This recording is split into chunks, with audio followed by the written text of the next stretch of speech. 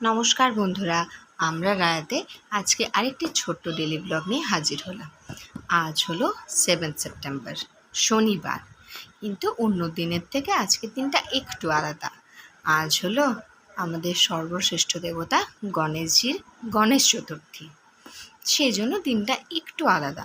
কিন্তু ছুটি নেই বলে আমার দৈনন্দিন জীবনের রুটিনের মধ্যে কোনো পরিবর্তন নেই। সেটা অ্যাজ ইউজুয়াল কলেজ যাওয়া থেকেই শুরু হয়েছে। দিনের রুটিনটা অন্য দিনের মতনই আছে, তাই সেটা চলতে থাক। কিন্তু সামনে না আমি একটা আপনাদের গণেশের ছোট্ট গল্প বলি। গল্পটা এই জন্য বলবো কারণ আমার ছোট্ট রাসুকে না একটু আগেই গল্পটা শেয়ার করছিলাম। খুব একটা বুঝে উঠলো না, কিন্তু এক মনে শুনছিল। তাই ভাবলাম আমার পর্দার ওপারে যদি কিছু বন্ধু থাকে, কিছু ছোট ছোট বাচ্চা, কিছু স্টুডেন্ট থাকে, তাদেরও হয়তো গল্পটা ভালো লাগবে। তাই জন্য আমি শেয়ার করছি। সবার আগে গণেশ চতুর্থীর মন্ত্রটা একটু বলে নিই। সুখহর্তা দুঃখহর্তা বার্তা বিঘ্নাচি নুর্ভি পূর্ভি প্রেম করুণা জয়াঞ্চি सर्वांगी सुंदर अति सुंदराची कान्हे जल हे मुक्ता फैलांची जय देव जय देव जय देव जय देव जय मंगल मूर्ति दर्शन मारते मन कामना पूर्ति जय देव जय देव। যদি কিছু ভুল ত্রুটি করে থাকি তাহলে ক্ষমা করবেন। কিছু ঘরে আমার পুজোর ফটো এখানে শেয়ার করলাম এবং সারাদিনের যে আমাদের আজকের রুটিন ছিল সেটা শেয়ার করলাম। দেখুন রাসুর স্কুলেও না ওদের প্রত্যেকটা ছোট্ট ছোট্ট অনুষ্ঠান ওর ম্যাডামরা সেলিব্রেট করে। এতে কিন্তু প্রত্যেকটা বাচ্চার মনে না একটা প্রশ্ন জাগে, কি কেন হয়েছে। রাসু বোধহয় একটু বড় হলে রাসুও করবে। দেখুন ওদের ওখানে একটা গণেশ চতুর্থী ম্যাডামরা সেটাও সেলিব্রেট করেছে। গণেশের প্রিয় খাবার লাড্ডু সেটাও দিয়েছে। এই জন্য না আমার মনে হয় প্লে স্কুলে বাচ্চাদের সত্যিই যাওয়া উচিত। যাই হোক, আসি আমাদের গল্পে। গণেশ চতুর্থী আমরা হয়তো সবাই জানি, বাট হয়তো কেউ কেউ নাও জেনে থাকতে পারি। আমরা বলে থাকি আমাদের দেবাদিদেব হলেন মহাদেব, মানে দেবতাদের মধ্যে সর্বশ্রেষ্ঠ এবং সবচেয়ে বড় দেবতা হচ্ছে মহাদেব। কিন্তু তাও জানেন তো, আমরা হয়তো কোথাও জানি না গণেশকে কিন্তু আমরা দেবতাদের মধ্যে সব থেকে বড় ঠাকুর হিসেবে মানি। সেই জন্য জানেন তো, যে কোনো পুজোই হোক না কেন সবার আগে গণেশ ঠাকুরের পুজো হয়, তবে পুজো শুরু হবে। যেমন দেখুন আমরা যে পয়লা বৈশাখে পুজো শুরু করি হালখাতা, সেটাও কিন্তু গণেশ ঠাকুরকে পুজো করেই হয়। এই যে আমাদের যারা নন বেঙ্গলিজ আছে, যারা দিওয়ালির দিনকে পুজো করে, তারাও কিন্তু লক্ষ্মী গণেশেরই পুজো করে। আবার দুর্গা ঠাকুরের যে পুজো শুরু হবে তার আগেও দেখুন শুরু হয়ে গেল আগে গণেশ ঠাকুরকে দিয়ে পুজো করে। তো যাই হোক, এটা কী করে হলো এবং কেন হলো, যেটা মা ঠাকুমাদের মুখে শুনেছি সেটা হলো, একদিন আমরা তো জানি গণেশ ঠাকুর কার্তিক ঠাকুর দু ভাই।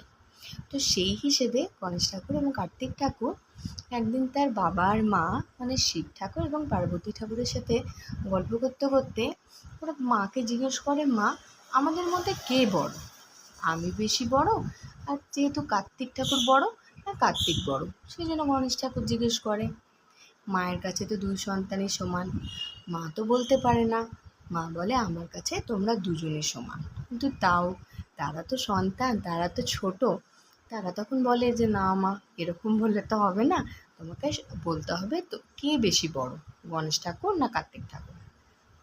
তখন অনেক ভেবে ভেবে পার্বতী ঠাকুর এবং শিব ঠাকুর ডিসাইড করে বললেন ওনাদেরকে যে এই পৃথিবীটা, এই গোটা বিশ্বব্রহ্মাণ্ডটা যে আগে ঘুরে আমার কাছে আসতে পারবে, মা পার্বতী বললেন যে আমার কাছে আগে আসতে পারবে সেই হলেন বড়। তো যাই হোক, এ কথা শোনা মাত্র কার্তিক ঠাকুর তো বেজায় খুশি। ওনার কাছে আছে বলে পক্ষীরাজ ময়ূর, তিনি তো এই কথা শোনা মাত্রই ময়ূরের সাথে বসে পক্ষীরাজে করে চলে গেলেন বিশ্বব্রহ্মাণ্ডটা দর্শন করতে, এবং সে জানে যে তাড়াতাড়ি চলেও আসবে। কার্তিক ঠাকুরের তো বাউন্সে ছোট্ট ইঁদুরটা, সেই ইঁদুরটাকে নিয়ে কত তাড়াতাড়ি আর যাওয়া সম্ভব, আর কত দূর যাওয়া সম্ভব। অনেক ভেবে ভেবে ভেবে গণেশ ঠাকুর তখন ভাবলো, মা যখন এই কাজটা দিয়েছে, মা নিশ্চয় কিছু ভেবেই দিয়েছে।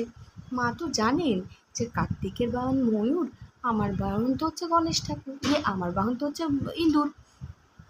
অনেক ভাবার পর গণেশ ঠাকুর কী করলেন জানেন? শিব ঠাকুর এবং পার্বতীকে এক পাক পুরো সম্পূর্ণ ঘুরে মায়ের কাছে এসে মাকে প্রণাম করলেন, বাবাকে প্রণাম করলেন এবং কি বললেন? বলছে এই পৃথিবীতে আমাকে আলো দেখিয়েছেন মা, এই পৃথিবীতে আমার অস্তিত্ব মায়ের জন্য, তাই আমার কাছে পুরো বিশ্ব ব্রহ্মাণ্ড মানে হচ্ছে আমার বাবা মা, তার থেকে বেশি বড় কিছু হতে পারে না। এবং মাকে প্রণাম করলেন। এই কথা শুনে পার্বতী ঠাকুর এবং শিব ঠাকুর খুশি হয়ে বুঝতে পারলেন যে গণেশের মতো বুদ্ধি কারণ নেই, এবং তখনই উনি বললেন, তুমিই শ্রেষ্ঠ, তুমিই বড়, তোমার থেকে বড় কেউ হতে পারে না। তো সেই জন্য না, বিদ্যা এবং বুদ্ধি এবং সিদ্ধি, এই তিনটির জোরে গণেশ ঠাকুর সব জায়গায় নিজেকে প্রমাণ দিয়েছিলেন যে তিনি সর্বশ্রেষ্ঠ, ওনার থেকে বড় কেউ নেই। তাই যে কোনো পুজো শুরু হওয়ার আগে গাং গণেশায় নমঃ বলে আমাদের পুজো শুরু হয়। সর্বপ্রথম গণেশ ঠাকুরের পুজো হয়, তারপর অন্য কোনো ঠাকুরের পুজো হয়। যদি আমার এই গল্পটা হয়তো অনেক মানুষ জানেন, তার মধ্যেও যদি কেউ না জেনে থাকে, যারা আমার ছোট্ট রাসুর মতো, বা যারা হয়তো চিনেও হয়তো অতটা ভালো করে জানেন না, শুধু তাদের জন্য বললাম। যদি কোথাও ভুল ত্রুটি থাকে দয়া করে আমাকে ক্ষমা করবেন। আমিও মানুষ তো, ঠাকুরদের নিয়ে গল্প বলার অধিকার হয়তো আমার নেই, কিন্তু যেহেতু রাসুকে বলছিলাম, সব কথা আপনাদের সাথে শেয়ার করতে ইচ্ছা করে, তো তাই আপনাদের সাথেও বলে ফেললাম। যাই হোক, আজকের দিনটা আমার খুব ভালো কেটেছে। দেখালাম সকালবেলা কলেজ যাওয়া, কলেজে গিয়ে সময় কাটানো, কলেজে গিয়ে ভেজ লাঞ্চ থেকে শুরু করে তাড়াতাড়ি করে কলেজ থেকে বাড়ি ফিরে আসা, ফেরার সময় বাসের থেকে আমার দুর্গাপুর শহরটাকে একটু দেখানো, বাড়ি ফিরে কোনো রকমের ঝটপট, যেহেতু বললাম গণেশ চতুর্থী, আজ আর অন্য জামা নয়, একটা ছোট্ট করে হালকা লাইট মেকআপের সাথে একটা শাড়ি পরে রাসুকে নিয়ে বেরিয়ে পড়লাম সামনের মণ্ডপটা দর্শন করতে। আমি চাই ও প্রত্যেকটা জিনিসের সাথে পরিচিত হোক, তাহলে ওর জীবনটা স্মুথ হবে। যেরকম পড়াশোনা দরকার, খেলাধুলা দরকার, মলে যাওয়া দরকার, তেমনি আধ্যাত্মিক ব্যাপারটা, স্পিরিচুয়াল জিনিসটাও ওদের ছোটো থেকেই শেখানো দরকার। তাই বেরিয়ে পড়লাম ওকে নিয়ে। ঠাকুরের তো আর ছোটো বড় হয় না। আমি না আমার ব্লগে ছোট ছোট করে গল্পগুলো শেয়ার করব, যদি ভালো লাগে একটু জানাবেন, যদি ভুল হয়ে থাকে তাহলেও জানাবেন। দেখুন আমার বাড়ির সামনে যে ঠাকুরটা হয়েছিল তরুণ সঙ্গে, কি সুন্দর না? জানেন আমার রাসু এই ঠাকুরের কি নাম দিয়েছে? এলিফ্যান্ট ঠাকুর, গণেশ ঠাকুর। ও যখন বাড়িতে এলো আমি ওকে জিজ্ঞেস করলাম যে রাসু তুমি কোন ঠাকুরটা দেখলে? বললো এলিফ্যান্ট ঠাকুর। যাই হোক, ঠাকুর দর্শন করে ঠাকুরের প্রসাদ নিয়ে তারপর আমি আর রাসু বাড়ি ফিরলাম। আসার পথে ছোট্ট একটা মেলা বসেছিল, মানে ছোট্টর থেকেও ছোট্ট। ওখান থেকে কি নিয়ে এলাম জানেন? গরম চপ আর বেগুনি। হয়তো ভালো লাগলো, রাশি তো ওইগুলো খাবে না, তাই ওর মনটা শান্ত করার জন্য ওকে একটা ছোট্ট লেজের প্যাকেট কিনে দিয়েছিলাম। বেজায় খুশি হয়েছে। ব্যাস, আমি, মা আর রাসু, মানে আমার শাশুড়ি মা, মাকে কখনো দেখায় না, আজকে দেখালাম ভিডিওতে। তারপরে আমরা বাড়ি ফিরেছি। তুমি কোন ঠাকুর দেখতে গেছিলে?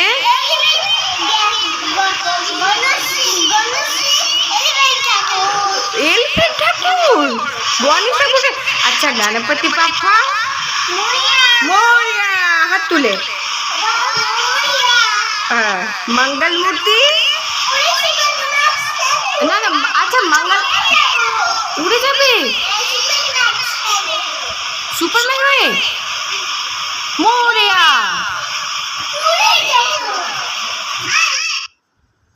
আমার সারাদিনের ব্লগ এবং রাসুর একটা ছোট্ট এক্সপিরিয়েন্স শেয়ার করলাম। আমার ব্লগটা আপনাদের কেমন লাগলো প্লিজ জানাবেন। যদি ভালো লাগে একটা ছোট্ট করে লাইক, কমেন্ট, শেয়ার করে দেবেন। আমার যে ইউটিউব চ্যানেলটা আছে রাসু এবং প্রিয়া, আমি ওখানেও ভিডিওগুলো আপলোড করি, চাইলে ওটাও সাবস্ক্রাইব করে দেবেন। যদি আর কিছু আপনাদের বলার থাকে প্লিজ একটু কমেন্টে জানাবেন না, তাহলে আমি আরেকটু বুস্ট আপ হব। যাই হোক, কালকের দিনটা ছুটি, সেই জন্য একটু খুশি খুশিই আছি। কালকের দিনে চেষ্টা করব ডেলি ব্লগটা শেয়ার করার। এখন অনেক রাত হয়ে গেছে, ডিনার করে এবার শোবো। তখনকার মতো বিদায় নিচ্ছি। Good night. দেখা হবে আরেকটি ছোট্ট